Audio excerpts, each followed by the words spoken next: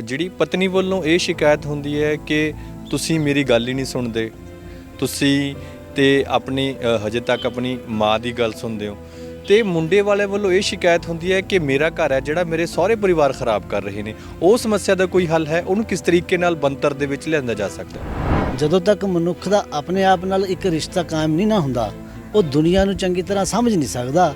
ਇਨਸਾਨ ਹੋਣਾ ਇੱਕ ਬਹੁਤ ਵੱਡੀ ਜ਼ਿੰਮੇਵਾਰੀ ਦਾ ਕੰਮ ਹੈ।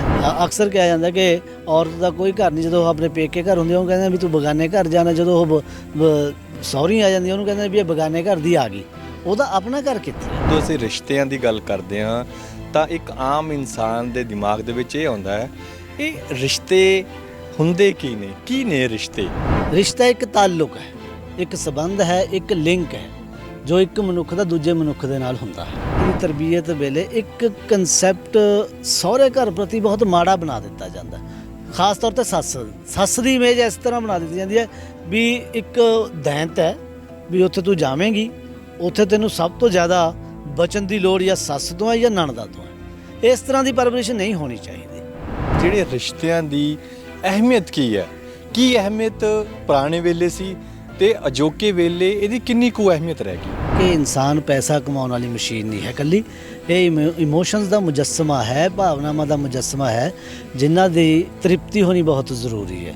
ਆਪਾਂ ਕਹੀਏ ਕਿ ਉਹਦਾ ਜਿਹੜਾ ਉਹਦੀ ਸ਼ਖਸੀਅਤ ਦਾ ਨਿਖਾਰ ਹੈ ਚੰਗੀ ਤਰ੍ਹਾਂ, ਉਹ ਰਿਸ਼ਤਿਆਂ ਦੇ ਆਧਾਰ ਤੇ ਹੀ ਹੁੰਦਾ ਹੈ, ਰਿਸ਼ਤਿਆਂ ਦੇ ਰਾਹੀਂ ਹੁੰਦਾ ਹੈ। ਬੰਦੇ ਇਹੋ ਜਿਹੇ ਵੀ ਨੇ, ਉਹ ਸਮਝਦੇ ਨੇ ਕਿ ਇੱਕ ਦੂਜੇ ਕੋਲ ਜਾ ਕੇ ਬੈਠਣਾ ਸਮੇਂ ਦੀ ਬਰਬਾਦੀ ਹੈ। ਨਹੀਂ, ਉਹ ਅਸਲ ਦੇ ਵਿੱਚ ਤੁਹਾਡੀ ਪਰਸਨੈਲਿਟੀ ਦੀ ਡਿਵੈਲਪਮੈਂਟ ਦਾ ਮੂਲ ਧੁਰਾ ਹੈ।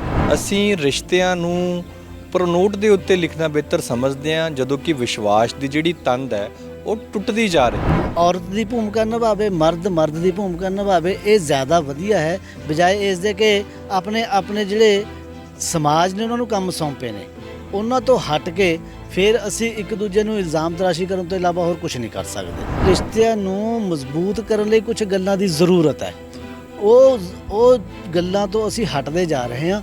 ਜਿਵੇਂ ਕਿ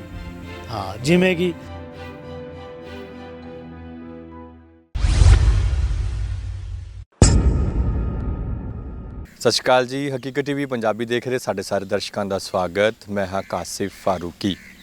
ਇਸ ਵੇਲੇ ਪੰਜਾਬ ਦੇ ਵਿੱਚ ਜਿਹੜਾ ਰਿਸ਼ਤਿਆਂ ਨੂੰ ਲੈ ਕੇ ਬੜੇ ਮਾਮਲੇ ਨੇ ਉਹ ਭਖੇ ਹੋਏ ਨੇ, ਚਾਹੇ ਲਵਪ੍ਰੀਤ ਬੇਅੰਤ ਕੌਰ ਦਾ ਮਾਮਲਾ ਹੋਵੇ ਜਾਂ ਫਿਰ ਹੋਰ ਵੱਖੋ-ਵੱਖ ਰਿਸ਼ਤਿਆਂ ਦੇ ਮਾਮਲੇ ਹੋਣ, ਜਿਹੜੇ ਕਿ ਇਸ ਵੇਲੇ ਪੂਰੇ ਮੀਡੀਆ ਦੇ ਵਿੱਚ ਸੁਰਖੀਆਂ ਬਟੋਰ ਰਹੇ ਨੇ। ਕੋਈ ਵੇਲਾ ਹੁੰਦਾ ਸੀ ਜਦੋਂ ਰਿਸ਼ਤੇ ਵਿਸ਼ਵਾਸ ਉੱਤੇ ਬਣਾਏ ਜਾਂਦੇ ਸੀ, ਪਰ ਅੱਜ ਦੇ ਰਿਸ਼ਤੇ ਨੇ ਜਿਹੜੇ ਉਹ ਪਰਨੋਟ ਦੇ ਉੱਤੇ ਲਿਖੇ ਜਾਂਦੇ ਨੇ। ਤੇ ਅਜਿਹੇ ਦੇ ਵਿੱਚ ਫਿਰ ਜਦੋਂ ਆਉਣ ਵਾਲੇ ਸਮੇਂ ਦੇ ਵਿੱਚ ਭਵਿੱਖ ਦੇ ਵਿੱਚ ਕੋਈ ਦਿੱਕਤ, ਕੋਈ ਪਰੇਸ਼ਾਨੀ ਆਉਂਦੀ ਹੈ ਤਾਂ ਦੋਵਾਂ ਹੀ ਧਿਰਾਂ ਕੋਲ ਜਿਹੜਾ ਕੋਈ ਵੀ ਆਪਸ਼ਨ ਨਹੀਂ ਹੁੰਦਾ, ਕੋਈ ਵੀ ਬਦਲ ਨਹੀਂ ਹੁੰਦਾ ਕਿ ਉਹ ਇੱਕ ਦੂਸਰੇ ਤੋਂ ਬਿਨਾਂ ਕਿਸੇ ਹੋਰ ਉੱਤੇ ਇਲਜ਼ਾਮ ਜਿਹੜੀ ਬਾਜ਼ੀ ਉਹ ਕਰਨ। ਸੋ ਅੱਜ ਅਸੀਂ ਜਿਹੜੀ ਗੱਲਬਾਤ ਇਸੇ ਮੁੱਦੇ ਤੇ ਕਰਾਂਗੇ ਕਿ ਆਖਿਰ ਜਿਹੜੇ ਰਿਸ਼ਤਿਆਂ ਦਾ ਮੂੰਹ ਮੁਹਾਂਦਰਾ ਹੈ ਉਹ ਕਿਉਂ ਬਦਲ ਰਿਹਾ ਹੈ, ਕਿਵੇਂ ਬਦਲ ਰਿਹਾ ਹੈ ਤੇ ਇਸ ਦੇ ਭਵਿੱਖ ਦੇ ਨਤੀਜੇ ਨੇ ਕਿੰਨੇ ਕੁ ਖਤਰਨਾਕ ਹੋ ਸਕਦੇ ਨੇ।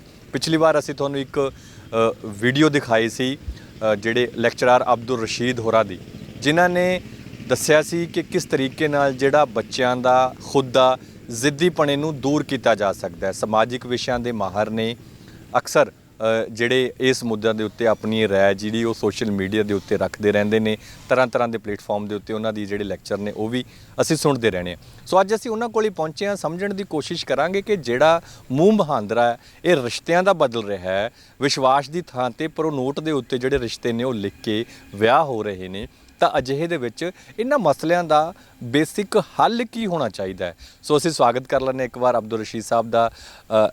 ਰਸ਼ੀਦ ਸਾਹਿਬ, ਬਹੁਤ-ਬਹੁਤ ਸਵਾਗਤ ਹੈ ਜੀ ਹਕੀਕਤ ਟੀਵੀ ਪੰਜਾਬੀ ਤੇ ਜੀ।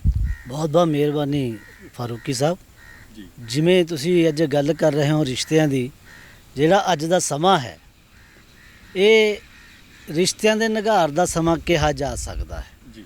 ਰਿਸ਼ਤਿਆਂ ਨੂੰ ਜਿਸ ਤਰ੍ਹਾਂ ਲੋਹੇ ਨੂੰ ਜੰਗਾਲ ਲੱਗ ਜਾਂਦੀ ਹੈ, ਰਿਸ਼ਤਿਆਂ ਨੂੰ ਉਵੇਂ ਇੱਕ ਜੰਗਾਲ ਖਾ ਰਿਹਾ ਹੈ ਜੀ। ਤੁਸੀਂ ਵਧਾਈ ਦੇ ਪਾਤਰ ਹੋ, ਤੁਸੀਂ ਇਹ ਰਿਸ਼ਤਿਆਂ ਬਾਰੇ ਗੱਲ ਕਰਨ ਲਈ ਮੇਰੇ ਤੱਕ ਪਹੁੰਚ ਕੀਤੀ ਹੈ, ਮੈਨੂੰ ਮੌਕਾ ਦਿੱਤਾ ਹੈ ਕਿ ਮੈਂ ਆਪਣੇ ਖਿਆਲਾਤ ਤੁਹਾਡੇ ਨਾਲ ਸਾਂਝੇ ਕਰ ਸਕਾਂ। ਬਹੁਤ ਬਹੁਤ ਮਿਹਰਬਾਨੀ ਜੀ। ਸੋ ਰਸ਼ੀਦ ਸਾਹਿਬ, ਸਭ ਤੋਂ ਪਹਿਲਾਂ ਜੋ ਜ਼ਹਿਨ ਦੇ ਵਿੱਚ ਜਦੋਂ ਅਸੀਂ ਰਿਸ਼ਤਿਆਂ ਦੀ ਗੱਲ ਕਰਦੇ ਹਾਂ ਤਾਂ ਇੱਕ ਆਮ ਇਨਸਾਨ ਦੇ ਦਿਮਾਗ ਦੇ ਵਿੱਚ ਇਹ ਆਉਂਦਾ ਹੈ, ਇਹ ਰਿਸ਼ਤੇ ਹੁੰਦੇ ਕੀ ਨੇ ਰਿਸ਼ਤੇ? देखो फारूकी साहब, रिश्ता जो है, रिश्ता एक ताल्लुक है, एक संबंध है, एक लिंक है जो ਇੱਕ ਮਨੁੱਖ ਦਾ ਦੂਜੇ ਮਨੁੱਖ ਦੇ ਨਾਲ ਹੁੰਦਾ ਹੈ। ਇਹਨੂੰ ਅਸੀਂ ਅਗਰ ਸਮਝਣਾ ਹੋਵੇ ਤਾਂ ਦੋ ਤਰੀਕਿਆਂ ਦੇ ਨਾਲ ਬਹੁਤ ਚੰਗੀ ਤਰ੍ਹਾਂ ਸਮਝ ਸਕਦੇ ਹਾਂ। ਪਹਿਲਾ ਹੈ ਕਿ ਰਿਸ਼ਤਾ, ਜਦੋਂ ਅਸੀਂ ਰਿਸ਼ਤੇ ਨੂੰ ਟੱਬਰਦਾਰੀ ਦੇ ਤੌਰ ਤੇ ਲੈਂਦੇ ਹਾਂ ਜਾਂ ਸਾਕਾਦਾਰੀ ਦੇ ਤੌਰ ਤੇ ਲੈਂਦੇ ਹਾਂ, ਉਹਦੇ ਵਿੱਚ ਜਿਹੜੇ ਰਿਸ਼ਤੇ ਨੇ ਉਹ ਖੂਨ ਨਾਲ ਜਾਂ ਵਿਆਹ ਨਾਲ ਬਣਨ ਵਾਲੇ ਰਿਸ਼ਤੇ ਆਉਂਦੇ ਨੇ।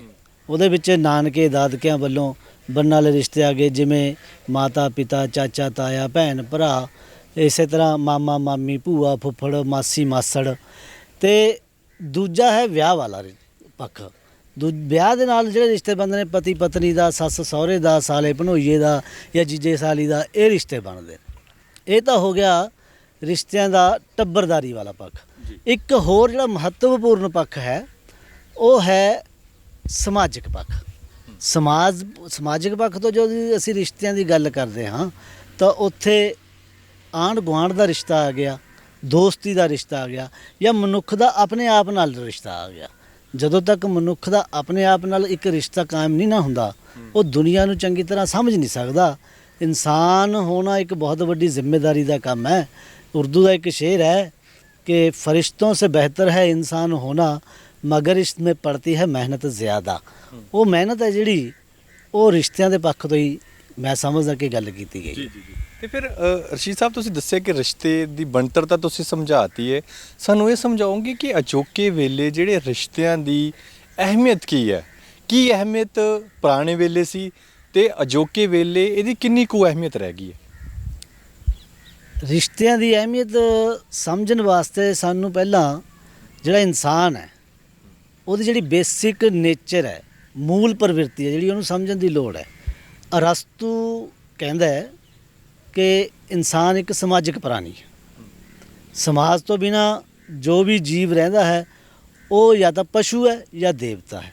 ਇੱਥੋਂ ਜਦੋਂ ਅਸੀਂ ਦੇਖਦੇ ਹਾਂ ਕਿ ਰਿਸ਼ਤਿਆਂ ਦੀ ਅਹਿਮੀਅਤ ਬਹੁਤ ਵੱਧਦੀ ਹੈ, ਕਿਉਂਕਿ ਇਨਸਾਨ ਹੈ ਜਿਹੜਾ ਉਹ ਪੈਸੇ ਕਮਾਉਣ ਵਾਲੀ ਮਸ਼ੀਨ ਨਹੀਂ ਹੈ।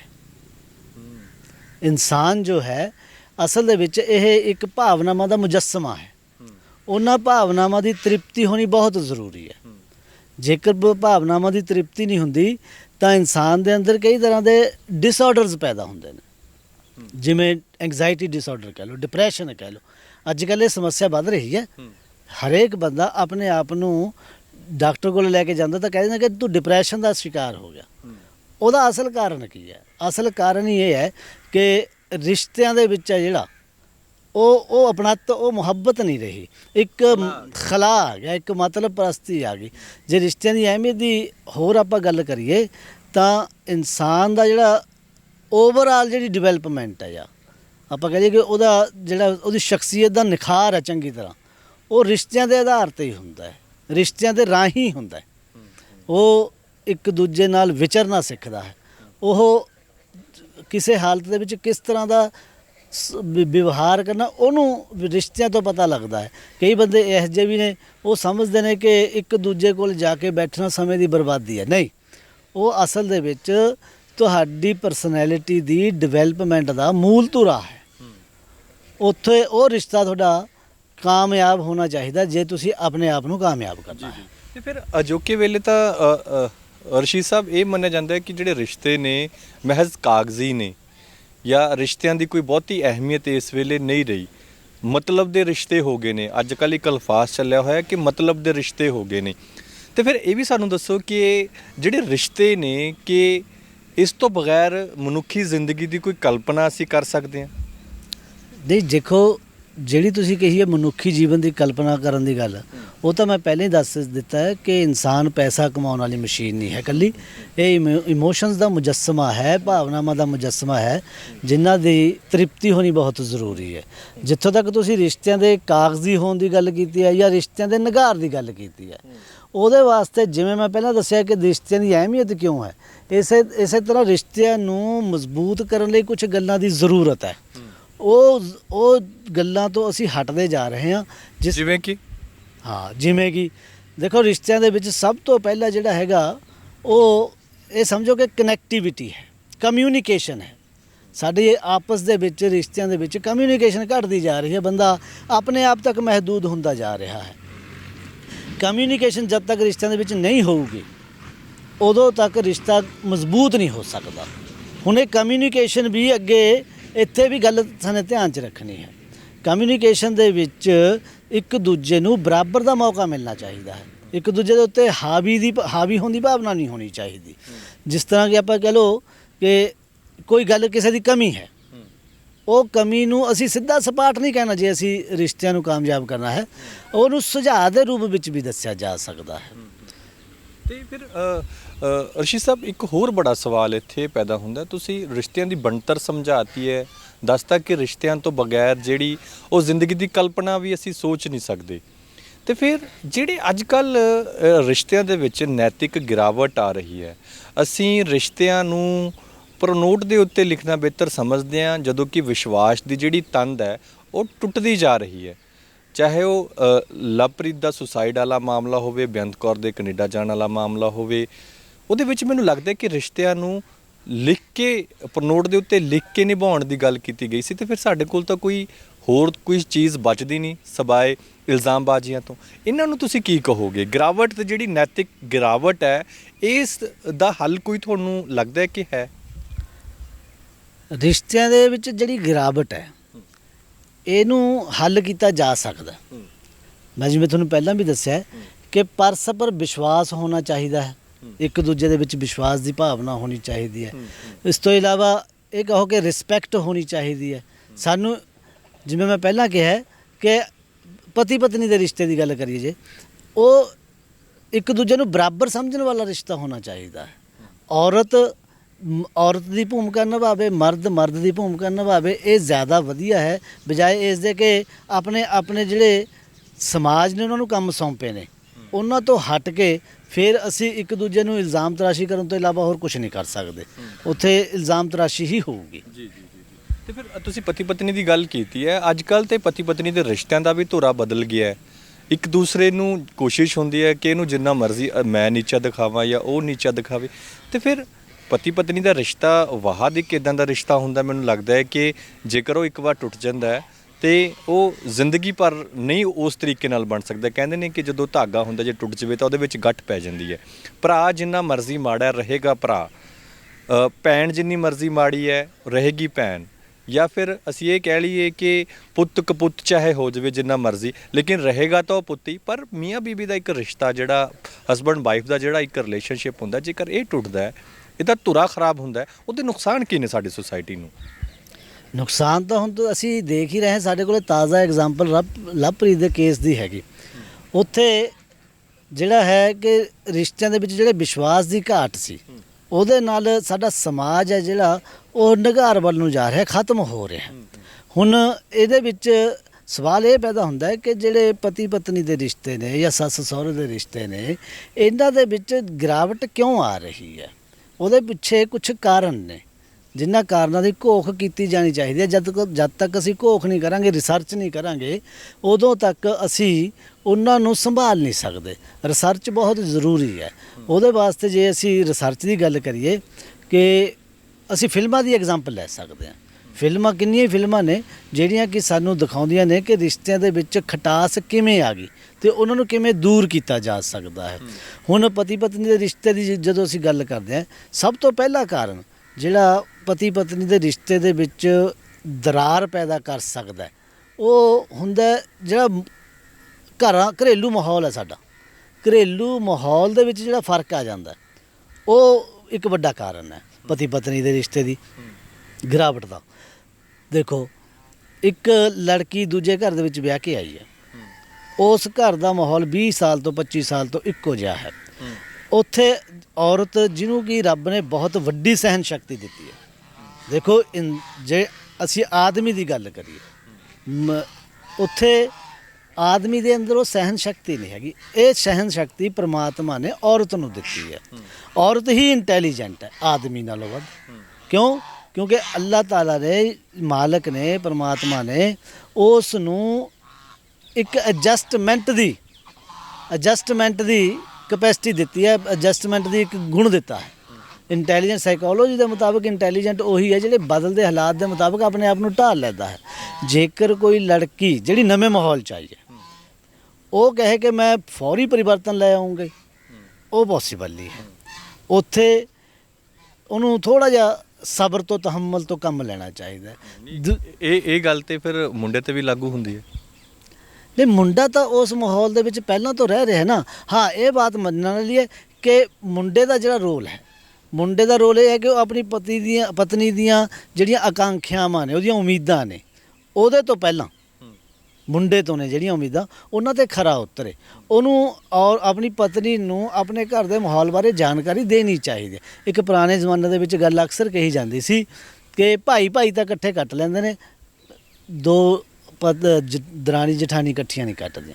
ਉੱਥੇ ਵੀ ਜੇ ਅਸੀਂ ਡੂੰਘ 'ਚ ਜਾ ਕੇ ਦੇਖੀਏ ਤਾਂ ਉਹੀ ਮਾਹੌਲ ਦੀ ਗੱਲ ਆ ਜਾਂਦੀ ਹੈ, ਕਿਉਂਕਿ ਦਰਾਣੀ ਜਠਾਣੀ ਕਈ ਵਾਰ ਅਲੱਗ-ਅਲੱਗ ਮਾਹੌਲ ਤੋਂ ਆਉਂਦੀਆਂ ਨੇ। ਉਹਨਾਂ ਦੇ ਪਿਛਲਾ ਮਾਹੌਲ ਜਿਹੜਾ ਉਹ ਅਲੱਗ ਹੁੰਦਾ, ਉਹਦਾ ਫਰਕ ਪੈ ਜਾਂਦਾ।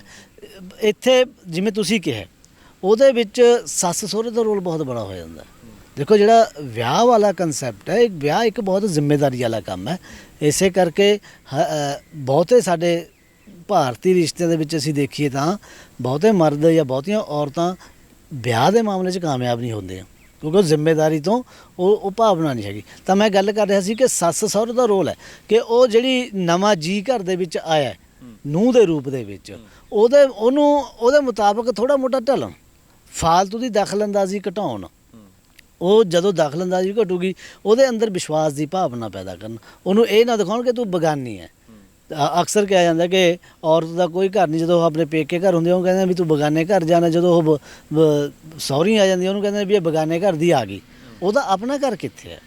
ਉਹਨੂੰ ਇਹ ਵਿਸ਼ਵਾਸ ਦਿਖਾਉਣ ਦੀ ਲੋੜ ਹੈ, ਸਿਖਾਉਣ ਦੀ ਲੋੜ ਹੈ। ਪਰ ਰਸ਼ੀਦ ਸਾਹਿਬ, ਇੱਕ ਵੱਡੀ ਜਿਹੜੀ ਦਿੱਕਤ ਅਕਸਰ ਘਰਾਂ ਦੇ ਵਿੱਚ ਰਹਿੰਦੀ ਹੈ, ਜਿਹੜੀ ਪਤਨੀ ਵੱਲੋਂ ਇਹ ਸ਼ਿਕਾਇਤ ਹੁੰਦੀ ਹੈ ਕਿ ਤੁਸੀਂ ਮੇਰੀ ਗੱਲ ਹੀ ਨਹੀਂ ਸੁਣਦੇ, ਤੁਸੀਂ ਤੇ ਆਪਣੀ ਹਜੇ ਤੱਕ ਆਪਣੀ ਮਾਂ ਦੀ ਗੱਲ ਸੁਣਦੇ ਹੋ।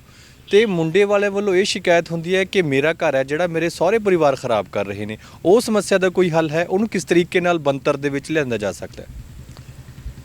ਦੇਖੋ, ਜਿਹੜੇ ਤੁਸੀਂ ਇਹ ਗੱਲ ਕੀਤੀ ਹੈ ਕਿ ਘਰ ਟੁੱਟ ਰਹੇ ਨੇ ਜਾਂ ਸ਼ਿਕਾਇਤਾਂ ਹੁੰਦੀਆਂ ਨੇ, ਮੁੰਡੇ ਨੂੰ ਸ਼ਿਕਾਇਤ ਹੈ ਕਿ ਮੇਰੇ ਸੱਸ ਸਹੁਰਾ ਜਿਹੜੇ ਹੈਗੇ ਉਹ ਦਖਲਅੰਦਾਜ਼ੀ ਕਰਦੇ ਨੇ, ਜਾਂ ਲੜਕੀ ਨੂੰ ਲੱਗਦਾ ਹੈ ਕਿ ਮੇਰੀ ਗੱਲ ਸੁਣੀ ਨਹੀਂ ਜਾ ਰਹੀ।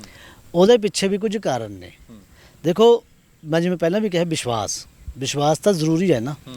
ਤੇ ਇੱਕ ਹੋਰ ਜਿਹੜੀ ਗੱਲ ਇਹ ਹੈਗੀ, ਉਹ ਤੁਸੀਂ ਇਹ ਕਹੋ ਕਿ ਜਦੋਂ ਇੱਕ ਜੀ ਨਵੇਂ ਘਰ ਦੇ ਵਿੱਚ ਆਉਂਦਾ ਹੈ ਤਾਂ ਉਹਨੂੰ ਘਰ ਦੇ ਸਾਰੇ ਜੀ ਉਹਨੂੰ ਆਪਣੱਤ ਦਿਖਾਉਣ। ਜਦ ਤੱਕ ਆਪਣੱਤ ਦਾ ਉਹਦੇ ਤੱਕ ਪਹੁੰਚ ਨਹੀਂ ਕੀਤੀ ਜਾਂਦੀ, ਆਪਣੱਤ ਨਾਲ ਉਹਦੀ ਉਹ ਬਣ ਹੀ ਨਹੀਂ ਸਕਦੀ, ਮੁਹੱਬਤ ਬਣ ਹੀ ਨਹੀਂ ਸਕਦੀ। ਬਾਕੀ ਇੱਕ ਸਾਡੀ ਜਿਹੜੀ ਮੈਂ ਕਮੀ ਮਹਿਸੂਸ ਕਰਦਾ ਸਾਡੇ ਸਮਾਜ ਦੇ ਵਿੱਚ, ਲੜਕੀ ਦੀ ਪਰਵਰਿਸ਼ ਵੇਲੇ, ਲੜਕੀ ਦੀ ਤਰਬੀਅਤ ਵੇਲੇ ਇੱਕ ਕਨਸੈਪਟ ਸਹੁਰੇ ਘਰ ਪ੍ਰਤੀ ਬਹੁਤ ਮਾੜਾ ਬਣਾ ਦਿੱਤਾ ਜਾਂਦਾ। ਖਾਸ ਤੌਰ ਤੇ ਸੱਸ ਦੀ ਇਮੇਜ ਇਸ ਤਰ੍ਹਾਂ ਬਣਾ ਦਿੱਤੀ ਜਾਂਦੀ ਹੈ ਵੀ ਇੱਕ ਦੈਂਤ ਹੈ, ਵੀ ਉੱਥੇ ਤੂੰ ਜਾਵੇਂਗੀ, ਉੱਥੇ ਤੈਨੂੰ ਸਭ ਤੋਂ ਜ਼ਿਆਦਾ ਬਚਨ ਦੀ ਲੋੜ ਜਾਂ ਸੱਸ ਤੋਂ ਹੈ ਜਾਂ ਨਣਦਾ ਤੋਂ ਹੈ। ਇਸ ਤਰ੍ਹਾਂ ਦੀ ਪਰਵਰਿਸ਼ ਨਹੀਂ ਹੋਣੀ ਚਾਹੀਦੀ। ਹਾਂ, ਇਹ ਇਸ ਤਰ੍ਹਾਂ ਦੀ ਪਰਵਰਿਸ਼ ਨਹੀਂ ਹੋਣੀ ਚਾਹੀਦੀ। ਜਦੋਂ ਇਸ ਤਰ੍ਹਾਂ ਦੀ ਪਰਵਰਿਸ਼ ਹੋਊਗੀ ਤਾਂ ਉਹਦੇ ਵਿੱਚ, ਜਿਹਨੂੰ ਆਪਾਂ ਕਹਿ ਦਈਏ, ਲੜਕੀ ਦੇ ਮਨ ਦੇ ਵਿੱਚ ਪਹਿਲਾਂ ਹੀ ਦੁਸ਼ਮਣੀ ਪੈਦਾ ਹੋ ਜਾਂਦੀ ਹੈ। ਉਹ ਇੱਕ ਤਰ੍ਹਾਂ ਦਾ ਇਹ ਸਮਝੋ ਕਿ ਆਪਣੀ ਪੇਟੀ ਦੇ ਵਿੱਚ ਜਾਂ ਸੰਦੂਕ ਦੇ ਵਿੱਚ ਇੱਕ ਰਫਲ ਪਹਿਲਾਂ ਹੀ ਰੱਖ ਕੇ ਲੈ ਕੇ ਆਉਂਦੀ ਹੈ ਵੀ ਮੈਨੇ ਜਾਨਸਾਰ ਪਹਿਲਾਂ ਸੱਸ ਨੂੰ ਜਾਂ ਫਿਰ ਨਣਦ ਨੂੰ, ਜਿਹੜਾ ਵੀ ਮੈਨੂੰ ਦਖਲਅੰਦਾਜ਼ੀ ਕਰੂਗਾ, ਵੀ ਜਿਹੜੀਆਂ ਮੇਰੀਆਂ ਦੁਸ਼ਮਣ ਨੇ, ਵੀ ਮੈਨੇ ਉਹਨਾਂ ਨੂੰ ਖਤਮ ਕਰਨਾ। ਇਹ ਨਹੀਂ ਹੋਣਾ ਚਾਹੀਦਾ। ਜਦ ਕਿ ਇਹਦਾ ਬਦਲ ਲੱਭਣਾ ਚਾਹੀਦਾ। ਜਿਹੜੀਆਂ ਮਾਵਾਂ ਨੇ, ਮਾਵਾਂ ਦਾ ਦਰਜੇ ਤੇ ਕੋਈ ਨਹੀਂ ਪਹੁੰਚ ਸਕਦਾ। ਮਾਵਾਂ ਨੇ, ਮਾਂ ਨੇ ਆਪਾਂ ਨੂੰ 9 ਮਹੀਨੇ ਪੇਟ 'ਚ ਰੱਖਿਆ, ਉਹ ਦੇਣ ਕਦੇ ਨਹੀਂ ਦਿੱਤਾ ਜਾ ਸਕਦਾ। ਜਿਹੜੇ ਗੁਰੂ ਨਾਨਕ ਦੇਵ ਜੀ ਨੇ ਕਿਹਾ ਕਿ ਸੋ ਕਿਉ ਮੰਦਾ ਆਖੀਏ ਜਿਤ ਜੰਮੇ ਰਾਜਾਨ, ਉੱਥੇ ਵੀ ਉਹਨਾਂ ਨੇ ਮਾਂ ਦੀ ਗੱਲ ਕੀਤੀ ਹੈ ਕਿ ਜਿਹਨੇ ਰਾਜਿਆਂ ਨੂੰ ਜਨਮ ਦਿੱਤਾ। ਮਾਂ ਦਾ ਦਰਜਾ ਬਹੁਤ ਉੱਚਾ ਹੈ, ਜਿਸ ਕਰਕੇ ਘਰ ਦੇ ਵਿੱਚ ਆਉਣ ਵਾਲੀ ਨੂੰਹ ਨੂੰ ਵੀ ਇਹ ਚਾਹੀਦਾ ਕਿ ਇਹ ਮਾਂ, ਉਹਨੂੰ ਆਪਦੀ ਮਾਂ ਦੇਖਣੀ ਚਾਹੀਦੀ ਹੈ ਉਹਦੇ ਵਿੱਚ, ਉਹਨੂੰ ਸੱਸ ਨਹੀਂ ਦੇਖਣੀ ਚਾਹੀਦੀ। ਜਦ ਤੱਕ ਉਹ ਸੱਸ ਦੇਖੂਗੀ, ਜਦ ਤੱਕ ਉਹ ਉਹਨਾਂ ਨਾਲ ਜੁੜ ਨਹੀਂ ਸਕਦੀ। ਇਸੇ ਤਰ੍ਹਾਂ ਜਿਹੜੀਆਂ ਸੱਸਾਂ ਨੇ, ਉਹਨਾਂ ਨੂੰ ਇਹ ਦੇਖਣਾ ਚਾਹੀਦਾ ਵੀ ਇਹ ਮੇਰੀ ਧੀ ਹੈ, ਅਸਲ ਧੀ, ਕਿਉਂਕਿ ਜਿਹਨੇ ਨਾਲ ਰਹਿਣਾ ਉਹਦੀ ਆਪਣੀ ਧੀ ਹੈ ਜਿਹੜੀ, ਉਹ ਤਾਂ ਚਲੂਗੀ, ਜਾਊਗੀ, ਉਹਨੇ ਤਾਂ ਆਪਦੇ ਸਹੁਰੇ ਘਰ ਜਾਣਾ ਹੈ, ਉਹਨੇ ਆਪਦੇ ਪਰਿਵਾਰ 'ਚ ਜਾਣਾ ਹੈ। ਜੇ ਸੱਸ ਦੇ ਮਨ ਦੇ ਵਿੱਚ ਇਹ ਹੋਊਗਾ ਕਿ ਇਹ ਬਗਾਨੇ ਘਰ ਦੀ ਆ ਗਈ, ਉੱਥੇ ਰਿਸ਼ਤਿਆਂ ਦੇ ਨੂੰ ਬਚਾਇਆ ਨਹੀਂ ਜਾ ਸਕਦਾ। ਜੀ ਜੀ, ਬਹੁਤ ਬਹੁਤ ਸ਼ੁਕਰੀਆ ਜੀ ਸਾਰੀ ਗੱਲਬਾਤ ਦੇ ਲਈ।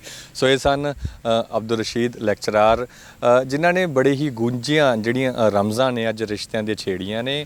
ਔਰ ਉਹਨਾਂ ਦਾ ਕਹਿਣਾ ਕਿ ਜਦੋਂ ਤੱਕ ਜਿਹੜੇ ਸਾਡੇ ਰਹਿਬਰ ਨੇ ਸ੍ਰੀ ਗੁਰੂ ਗ੍ਰੰਥ ਸਾਹਿਬ, ਕੁਰਾਨ ਸ਼ਰੀਫ, ਬਾਈਬਲ, ਗੀਤਾ, ਜਦੋਂ ਤੱਕ ਅਸੀਂ ਇਹਨਾਂ ਤੋਂ ਸਿੱਖਿਆ ਨਹੀਂ ਲੈਂਦੇ, ਇਹਨਾਂ ਦੀ ਘੋਖ ਨਹੀਂ ਕਰਦੇ, ਰਿਸਰਚ ਤੱਕ ਨਹੀਂ ਜਾਂਦੇ, ਬੇਸ ਤੱਕ ਨਹੀਂ ਜਾਂਦੇ, ਤਾਂ ਮੈਨੂੰ ਲੱਗਦਾ ਕਿ ਜਿਹੜੇ ਰਿਸ਼ਤਿਆਂ ਦੀਆਂ ਤੰਦਾਂ ਨੇ ਉਹ ਇਸੇ ਤਰੀਕੇ ਨਾਲ ਟੁੱਟਦੀਆਂ ਰਹਿਣਗੀਆਂ। ਜਦੋਂ ਤੱਕ ਅਸੀਂ ਉਹਨਾਂ ਮੋਹ ਦੀਆਂ ਤੰਦਾਂ ਨੂੰ ਧਰਮ ਦਾ ਚਸ਼ਮਾ ਲਾ ਕੇ ਨਹੀਂ ਦੇਖਦੇ, ਤਾਂ ਉਦੋਂ ਤੱਕ ਆਉਣ ਵਾਲੇ ਦਿਨਾਂ ਦੇ ਵਿੱਚ ਜਿਹੜੀਆਂ ਗਿਰਾਵਟਾਂ ਨੇ ਹੋਰ ਜ਼ਿਆਦਾ ਵਧਣਗੀਆਂ। ਹੁਣ ਕਿਉਂਕਿ ਜਿਹੜੇ ਰਿਸ਼ਤੇ ਨੇ ਉਹ ਪਰਨੋਟ ਦੇ ਉੱਤੇ ਨਿਭਣੇ ਜਿਹੜੇ ਸ਼ੁਰੂ ਹੋ ਗਏ ਨੇ, ਤੇ ਇਹਦਾ ਆਉਣ ਵਾਲੇ ਸਮੇਂ ਦੇ ਵਿੱਚ ਜਿਹੜਾ ਇਹਦਾ ਨੁਕਸਾਨ ਹੈਗਾ, ਦਾ ਨਤੀਜੇ ਨੇ ਉਹ ਬੜੀ ਗੰਭੀਰਤਾ ਨਾਲ ਜਿਹੜੇ ਸਮਾਜ ਨੂੰ ਭੁਗਤਣ ਲਈ ਤਿਆਰ ਹੋ ਜਾਣੇ ਚਾਹੀਦੇ ਨੇ। ਕਿਉਂਕਿ ਔਰਤ ਜੋ ਕਿ ਇਮੋਸ਼ਨਸ ਦਾ ਮੁਜੱਸਮਾ ਹੁੰਦੀ ਹੈ, ਇੱਕ ਅਸੀਂ ਕਹਿ ਸਕਦੇ ਕਿ ਮਿਸ਼ਰਣ ਹੁੰਦਾ, ਉਹਦੇ ਵਿੱਚ ਜੋ ਕੁਆਲਿਟੀਜ਼ ਔਰਤ ਨੂੰ ਦਿੱਤੀਆਂ ਗਈਆਂ ਨੇ, ਚਾਹੇ ਬਾਹਰ ਕੰਮ ਕਰਨ ਦੇ ਦਿੱਤੀਆਂ ਗਈਆਂ ਨੇ ਜਾਂ ਫਿਰ ਘਰ ਕੰਮ ਦੇ ਕਰਨ ਦੀਆਂ ਦਿੱਤੀਆਂ ਗਈਆਂ ਨੇ, ਉਹ ਇੱਕ ਮਰਦ ਦੇ ਵਿੱਚ ਕਦੇ ਵੀ ਨਹੀਂ ਹੋ ਸਕਦੀਆਂ। ਸੋ ਇਹ ਗੱਲਬਾਤ ਕਿਵੇਂ ਲੱਗੀ, ਇਸ ਬਾਬਤ ਤੁਸੀਂ ਆਪਣੀ ਰਾਏ ਵੀ ਸਾਨੂੰ ਜ਼ਰੂਰ ਦਿਓ। ਫਿਲਹਾਲ ਮੈਨੂੰ ਇਹ ਗੱਲਬਾਤ ਇੱਥੇ ਹੀ ਖਤਮ ਕਰਨ ਦੀ ਦਿਓ ਆਗਿਆ। ਅਗਲੀ ਵਾਰ ਇੱਕ ਹੋਰ ਮੁੱਦੇ ਦੇ ਉੱਤੇ ਗੱਲਬਾਤ ਲੈ ਕੇ ਤੁਹਾਡੇ ਸਾਹਮਣੇ ਹਾਜ਼ਰ ਹੋਵਾਂਗੇ। ਧੰਨਵਾਦ।